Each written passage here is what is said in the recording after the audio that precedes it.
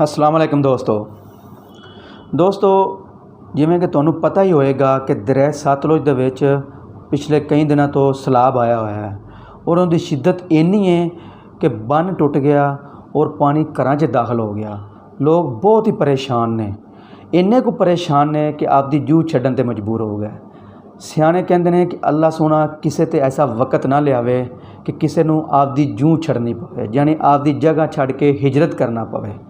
हुआ कुछ इंज कि उतों के जिहड़े बासी सन उन्हां ते मुश्किल वक्त आया, चारा ख़त्म हो गया, उन्हां दी फसलां खड़ियां बर्बाद हो गईयां, मक्की दी फसल खराब हो गई, हल्दी दी फसल खराब हो गई, तिल सारे खराब हो गए।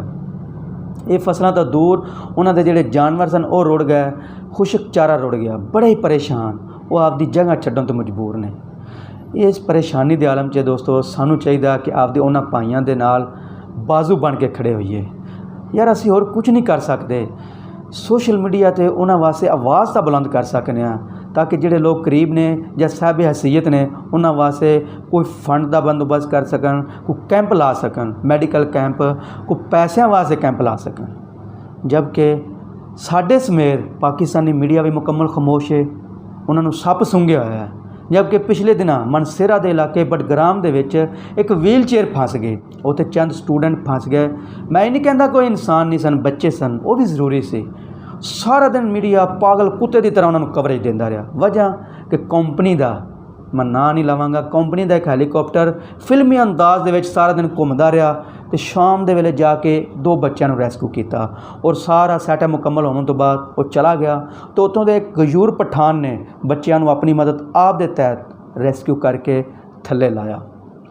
दोस्तों क्या ही अच्छा होंदा कि साडा पाकिस्तानी मीडिया इस गरीब लोगों की भी आवाज़ बनता, कवरेज देंदा, उन्हां दे बुरे हालात दिखांदा ताकि इन्हां लोगों की तरफ भी हुकूमत की तवज्जो जाती, साहिब सरवत मालदार लोगों की तवज्जो जाती ताकि वो परेशान हाल लोगों की परेशानी का कोई बंदोबस्त हो सकता।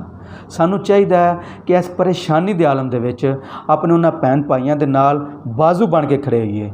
यकीन करो लोग बहुत ही परेशान हैं। दोस्तों मैं खसूसी रिक्वेस्ट कराँगा कि हर बंदा उत्थे जाके वेखे। मैं खुद अपनी अखां नाल वेख के आया, बहुत ही दुख भरे मनाजर ने जिन्हां दा सब कुछ रुड़ गया।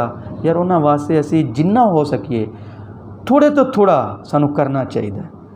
अल्लाह ताला ने कुरान पाक में भी फरमाया कि जिहड़ा बंदा किसी एक बंदे की मदद करता है उन्हें समझो सारी दुनिया की मदद कर दी। वो किसी शायर ने क्या खूब आख्या है कि दर्द दिल के वास्ते पैदा किया इंसान को, वरना इबादत के लिए काफ़ी थे करूबियाँ। दोस्तों अपने आप नूं उन्हां लोगों की जगह ते रख के सोचो कि अल्लाह ना करे साडे ते भी कोई माड़ा वक्त या कोई परेशानी का वक्त आवे तो साडी मदद नूं कोई ना आवे तो असीं किंज दा महसूस करांगे। ये सारे मुसलमान एक जिस्म दी मनदे ने। अगर ऐस उंगल नूं तकलीफ होंदी है तो सारा हथ की सारा जिस्म बेजान और उस तकलीफ नूं महसूस करता है। दोस्तों ये हंगामी तौर पर वीडियो तां जारी करन लगा कि जिहड़े मेरे दोस्त भैन भाई इनू वेख रहे हैं उन्हां वास्ते जिन्ना कर सकते हैं अपने हिस्से की कोशिश करो।